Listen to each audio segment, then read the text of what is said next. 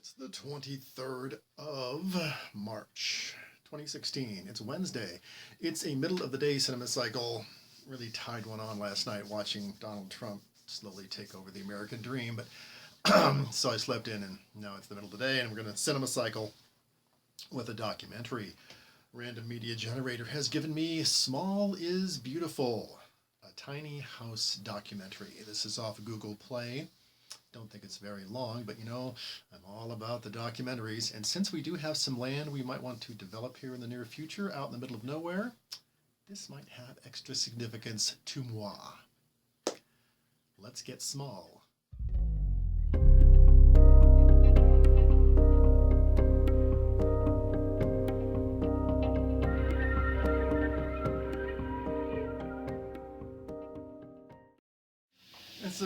It's a cute little movie.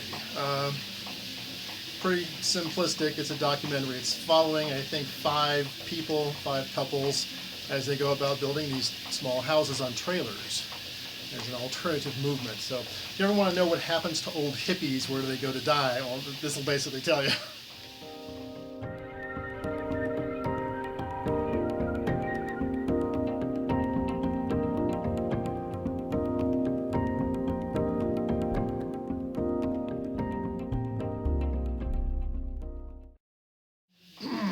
Okay, just to be clear, the kind of documentary that this is an immersive documentary where there is no narration, there is no somebody leading you along, explaining something to you like a lawyer in a courtroom.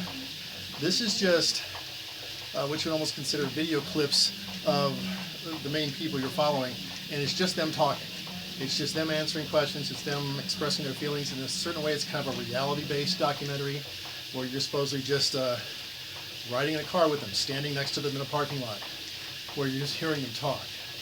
So I got to admit, I have a certain bias, I think, for that kind of documentary, because it really is immersive. You just kind of hear these people. It can be heavily edited, mind you, depending on how they splice things up and manipulated still, but it's much more of a free-form kind of documentary.